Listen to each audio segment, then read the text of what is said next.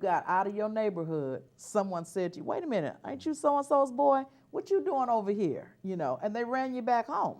And then if someone was always watching. Yesterday I was in Inglewood, and there were a group of kids. I kept hearing all this noise, and I thought it was the birds, but it was actually these children, and they were coming down the street, and they were fighting, and it was just crazy.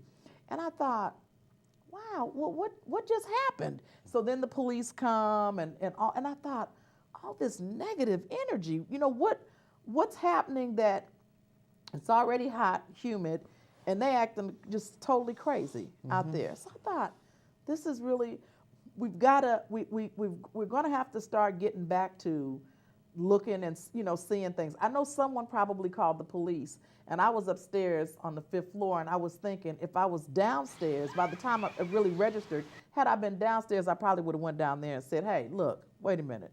The police is coming in a minute. Just disperse or whatever. I would have said something. No one wants to say anything anymore. Everyone's afraid. No, we've been conditioned, and this is conditioning of the society, that we're losing our humanity. I mean, I see people crossing. One thing my mother always laughed sometimes. My mother taught me something when I was 5 years old. Before you cross the street, look both ways that you go. Now you have adults passing the street texting and not looking at both ways. It's amazing when we were growing up that we had children and there were adults, and adults act like adults and children act like children. Now but now society have toys for adults. And adults and act like children because they have a lot of toys. They play with toys. They can't wait till the new something come out, and they be at the store. I remember when a friend told me when the new device came out, they had people bringing their children to sleep at the store before they could be the first one. You see? So we're losing so much of ourselves. And the thing, first of all, is to realize that I have value in me. When I have value in myself, then I can see value in you. I mean, if you had a diamond, and you saw a diamond, a piece of coal, you saw the diamond, you would be attracted toward it. You see? But what we do is we look at people as a little piece of coal. We don't see no value in them.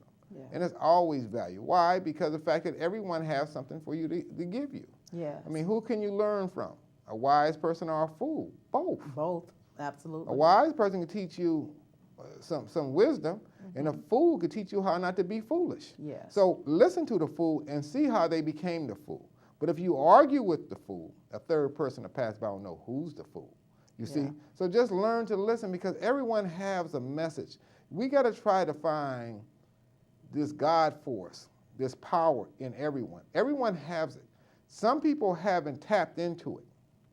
And this is why we have to, even when we have difficulty in our life and dealing with people, sometimes we just have to learn how to forgive. We have to learn how to forgive. Even when they, in Christianity, they say when Jesus was on the cross, he didn't say they had Satan. He said, forgive them for they know not what they're doing. Right. So sometimes people have hurt us. But we have to be able to maybe back up for a minute, but we have to forgive and let go. We hold on to a whole lot of animosity. We will not talk to brothers and sisters that took our cookie when we was 5 years old. We still mad. We still mad at our own sisters and brothers, and at the same time, having nieces and nephews that won't play with each other because we too selfish to let something go. Yeah. And even sometimes to raise your spirit to the higher level to say that I'm sorry when you didn't even do nothing wrong. Yeah. See, sometimes you have to raise yourself to a higher level of understanding and consciousness. Yes. The key thing in life is peace. And when you're at peace with your health, when you're in peace with your mind, then you become balanced. And then you can be on your journey to find yourself. And that's a beautiful journey. Well, you know what? Now, that's interesting that you say that, because if you were to take a survey, you would find most people say, some people say, I know what I'm here for. And most others would say, I don't know what my purpose is. I don't know why I'm here. I know I'm here to do something, but I don't know what it is. And what you're saying is that if you are at peace with yourself, then those things will just come to you. Those good things will come to you. Well, see, there are certain laws of the universe. There's a power of magnetism. There's a power of polarity. Because everything has an opposite. There's a power of vibration, the law of attraction. See, all these are laws that are universal codes. Now, when you are a positive person, usually positive things come in your life. I'm not saying certain things won't come in your life, Right. because everything is not supposed to be pleasure. We always think that pleasure is the goal to have. No, it's not. Difficulty. You know, when you work out with weights, it's not pleasurable, but it makes you stronger. Yes. You see, so we have to go, 4 things have to happen to us before we get a birthday. And if only 3 of them happen, we're dead, and that's called summer, spring, winter, and fall. So we got to go through these particular seasons. We might be in one season of difficulty right now, but the next season. And it's all based on your perception, because your perception changes your whole outlook.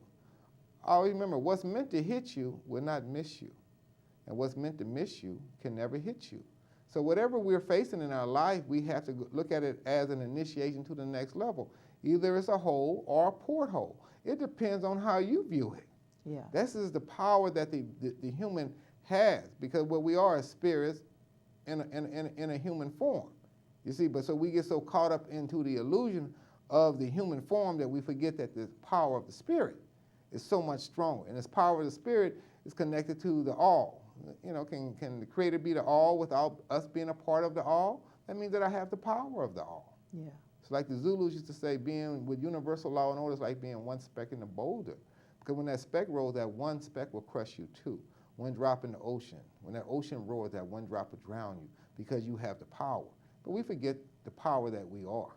Yes. The power that is our birthright. And we have to learn to be patient when things happen. Sometimes we want instant gratification. But sometimes things are working themselves out, but we have to have patience and be consistent. I remember when I was a kid, my mother would be baking a cake and I would just run. The oven was in, the sugar and the butter and the flour was in the oven. And every time I went for that door, she would say, close that door, it ain't ready yet. Time was the missing ingredient. And sometimes we have to understand that time is working things out. But we have to be consistent in what we call into the universe. What happens, it doesn't move as fast as we want it to, so we change the channel. It's like listening to a radio, you want to listen to a song, and you can't hear it on the station, you change to the next station, you change to the next, and at the end of the day, you never listen to the song, because you wouldn't wait for it to come Patience. on. I think that's all of us. I see it even in the communication, even with the children.